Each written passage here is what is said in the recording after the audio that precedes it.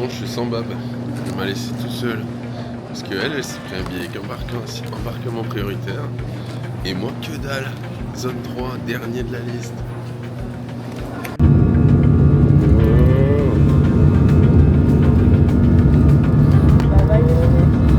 Bye bye les Philippines. Maintenant, let's go les chapeaux.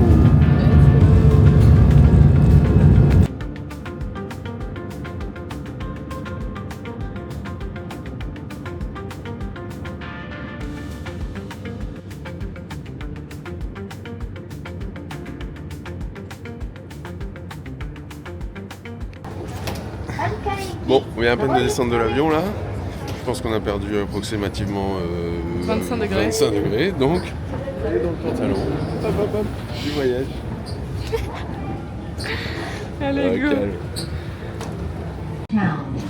C'est parti. Métro japonais. Bon, tu expliques un peu la péripétie? En fait, on comprend pas grand chose. Étonnamment. Étonnamment, voilà. On comprend pas grand chose et donc on sait pas quelle voiture il faut aller parce qu'apparemment il y a un changement. Il faut rester en train. C'est en fonction de la voiture où tu te trouves. Donc, au pire, on s'est trompé, c'est pas grave. Bon, en gros, on sait pas quand on va devoir descendre et si on est dans la bonne voiture. Mais non, si on sait, on va descendre. Donc, on verra.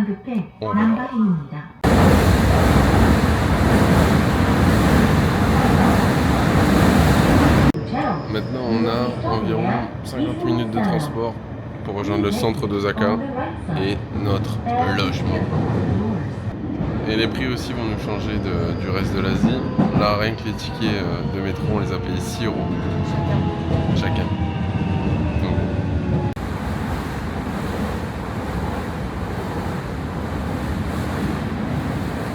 ça y est, on vient d'arriver dans notre premier hébergement à Osaka. Bon, c'est simple, hein, c'est 2 lits, mais en tout cas la literie, là, elle régale par rapport à ce qu'on a eu depuis le début. 25 € la nuit. 25 € la nuit, et on est dans le centre. Et c'est toilettes partagées. C'est toilettes partagées, salle de bain partagée, bon, c'est pas grave. Et ce qui nous a choqué, là, déjà, depuis qu'on est arrivé, c'est le calme dans la ville. C'est un truc de fou, on est dans une ville, donc je sais pas il y a combien d'habitants, mais vraiment beaucoup, et c'est calme. En fait, on entend le métro au loin, mais personne parle, pas de voiture. Quelques gens qui marchent. C'est un truc de fou. Bon, avec Barbara, on est vraiment choqués par le bruit. Ouais, en fait, comme ça fait 4 mois qu'on est en Asie du Sud-Est, et c'est un continent vachement bruyant. Et là, le contraste, il est flagrant, quoi. Vraiment, les voitures sont silencieuses, il n'y a pas de bruit de marchands, ce genre de choses. Ils ont mis la ville en sourdine. Ouais, c'est dingue. Écoutez un peu comment c'est calme. Là, on est dans le centre-ville. Hein. C'est pas blindé en tout cas.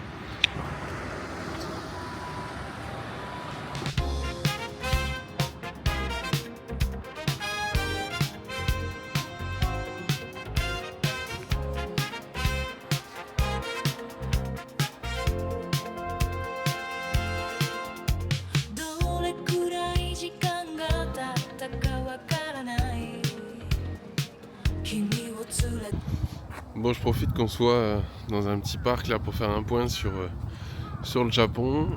Donc du coup on va rester 8 jours au Japon. On reste pas super longtemps dans chaque ville. Mais je vous spoil pas. Mais pour l'instant du coup on est à Osaka jusqu'à demain. Donc là Osaka j'ai regardé un petit peu. C'est quand même la 3e ville du pays. Donc c'est quand même big ville. Donc on est quand même vachement étonné avec le contraste de Manille par exemple par rapport au bruit.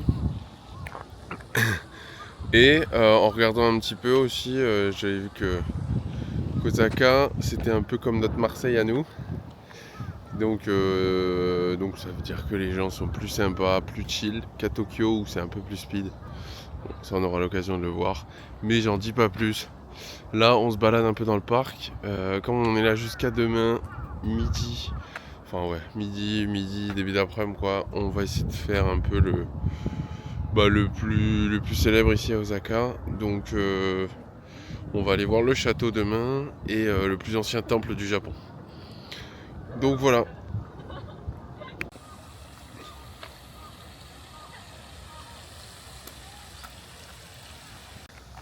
particularité aussi du Japon, c'est qu'il n'y a pas de poubelle publique. Parce que ici, il part du principe que c'est nos déchets. Donc pas de poubelle. Là, on vient d'en trouver une, par chance. Mais sinon, il n'y a pas de poubelle dans la rue. Ça reste propre quand même.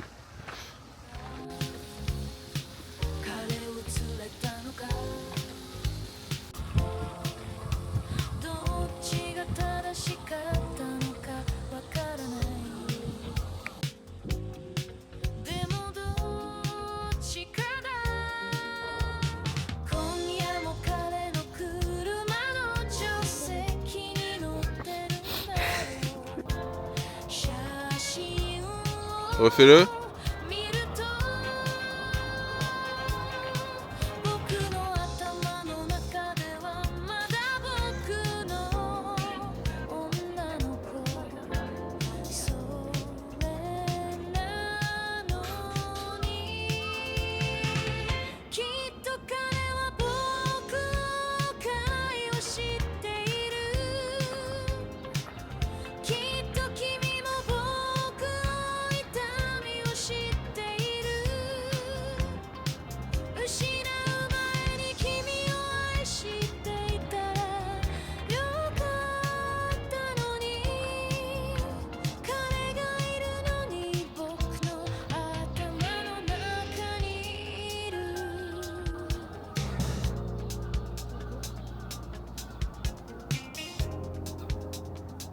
Touche-le.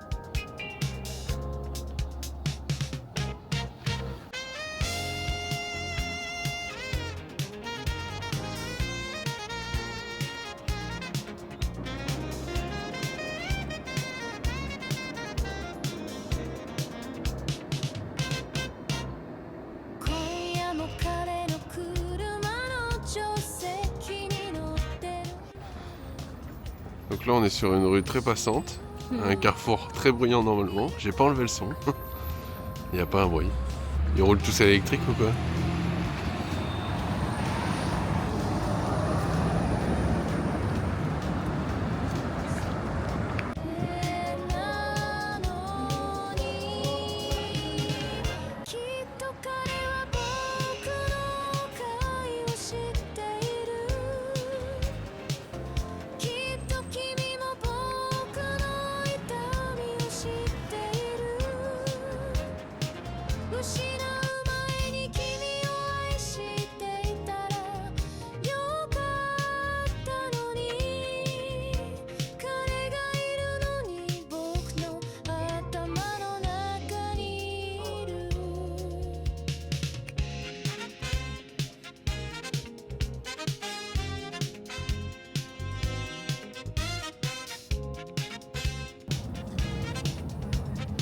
Voir comment la ville elle est étendue.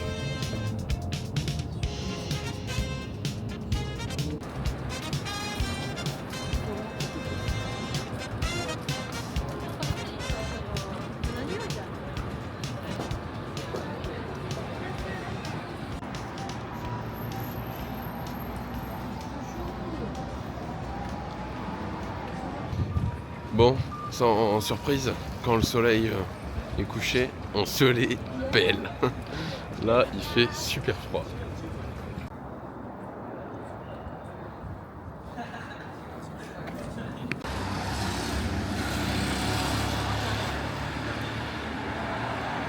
Bon, première soirée au Japon, donc obligé de manger Un ramen et des gyoza.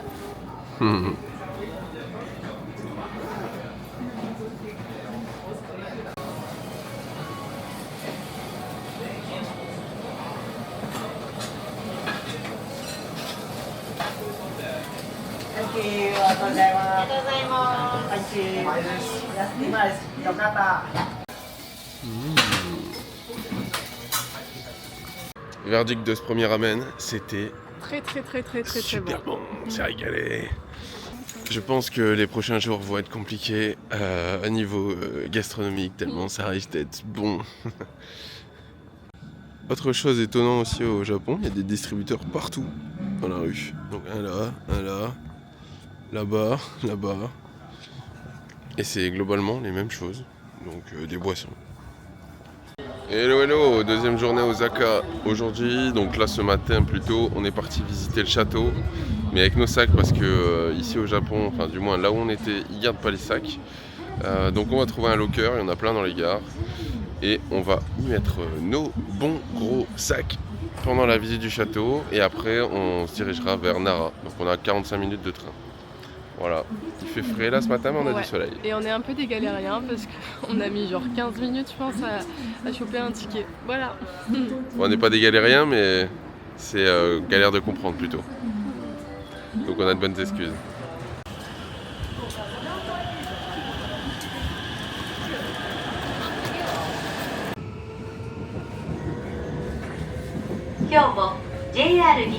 Bon, pour visiter le château, on a décidé de laisser nos sacs dans des lockers, donc ça c'est assez bien parce qu'il y en a un peu partout. Sauf qu'en fait, il fallait obligatoirement 5 pièces de sang, chose qu'on n'avait pas. Donc on a dû faire de la monnaie avec leur distributeur auto.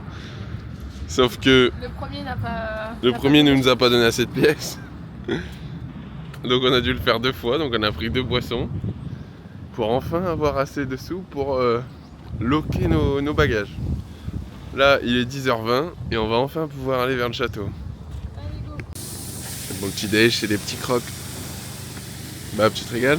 Ouais, 3 € le croc. Et voilà l'objectif du jour. Ce beau château perché en haut de sa colline. Allons-y. Mon deuxième au fromage était un peu plus compliqué à manger.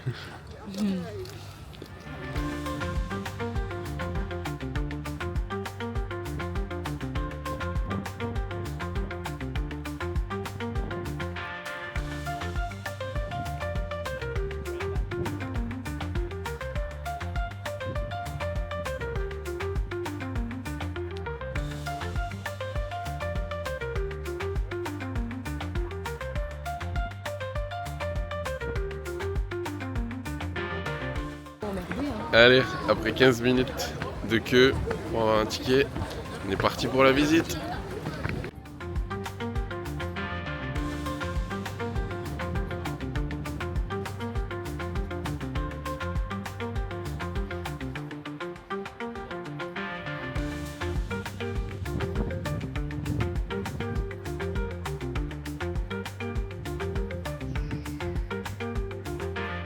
Bon bah tu nous fais un petit débrief sur le château, déjà côté histoire. Il a été construit en 1583 par une des familles unificatrices du Japon, une des 3, j'ai oublié laquelle, je crois que c'est Toyomichi, un truc comme ça. On le mettra en dessous. À revérifier. Il a été détruit et reconstruit au fil des guerres, notamment la guerre d'été d'Osaka. Et sa dernière reconstruction date de 1931. On le voit et on ressent parce qu'il y a un ascenseur et parce qu'à l'intérieur c'est très moderne là. Ça ressemble beaucoup plus à un musée qu'à un château comme nous on l'entend en tant que Français. Mais voilà, donc c'est instructif mais on n'a pas lu grand chose. Si, on a lu quelques trucs. Après c'est vrai que ça nous a moins passionné dans le sens où c'était peut-être pas très... Pas très dynamique peut-être. Ouais, pas très dynamique. En fait, il y avait des vidéos, mais c'était en Jap. C'était pas sous-titré en anglais, c'est dommage.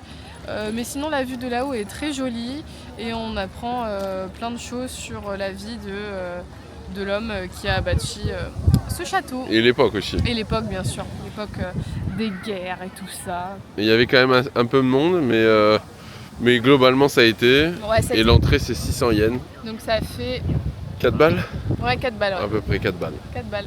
Voilà. Maintenant, on va aller voir des petits cerisiers qu'on a vus de là-haut. Ouais, de là-haut en fleurs, parce que normalement c'est dans un mois, mais ça commence tout doux.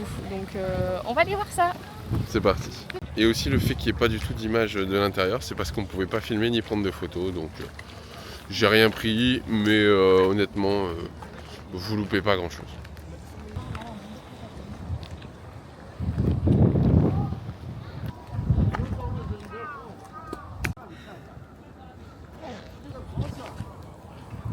Un dessin. Ce qui est agréable aussi, c'est l'énorme parc autour du château. Et en plus là, on a réussi à trouver normalement un cerisier en fleurs. Donc Bad, elle est toute contente. Oui.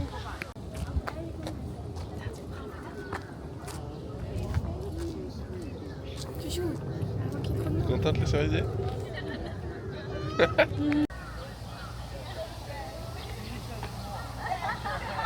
est maintenant parti pour Nara. Cet après-midi, on va aller au parc.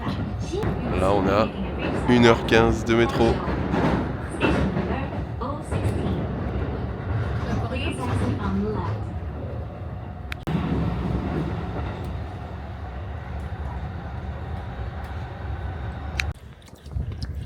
Bien d'arriver à Nara.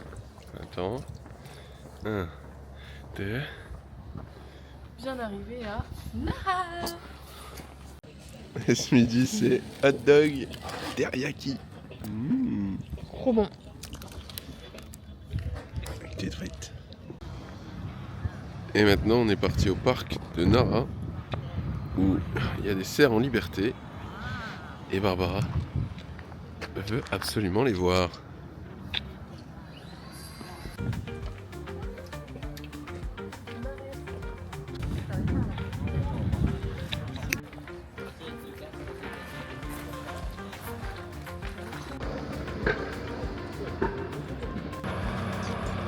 Tends ta main. Voilà.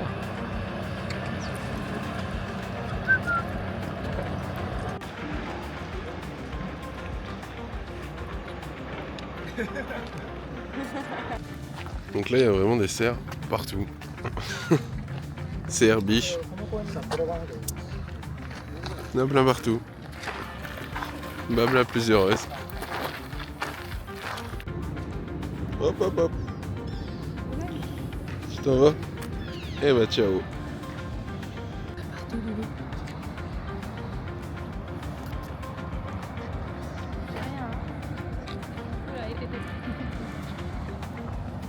Oh, par contre, dès que t'as à manger, tu te fais raqueter. Hein.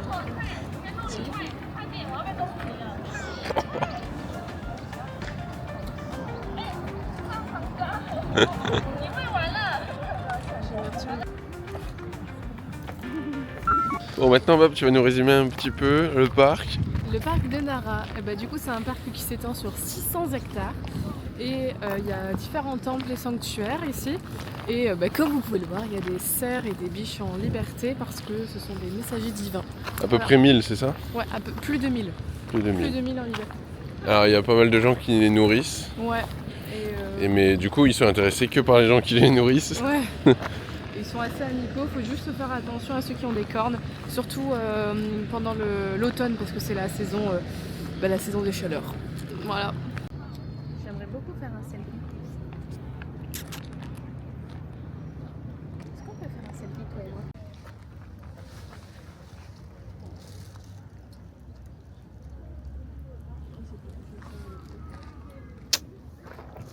Bon, il y a même certains qui sont assez agressifs. Hein. Ils mordent ceux qui leur donnent de la nourriture. Et ils font aussi un petit bruit, un petit gémissement. Et ça, c'est pour quémander de la nourriture. Donc ils sont vraiment au courant de tout, quoi. Ils savent nous manipuler. Quoi ce bruit là? Wow.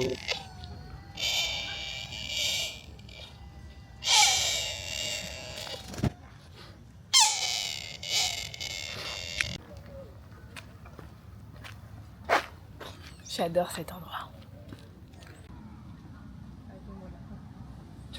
On regarde pas du tout. Elle a peut-être un petit problème neurologique celle-ci. Comme ça. Petit matcha pour se chauffer. Il est très bon. Chocolat chaud.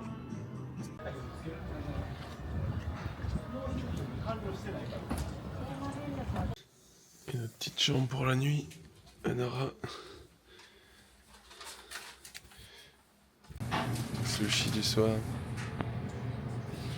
Ce matin, avant le départ pour Kyoto, on a trouvé une petite boulangerie et on s'est pris de quoi se faire plaisir. Hein Bob? Ouais. Bien arrivé à Kyoto, maintenant on fait la queue, prendre le métro.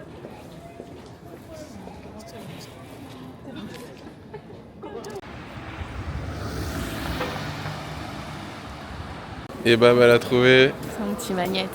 Ça y est,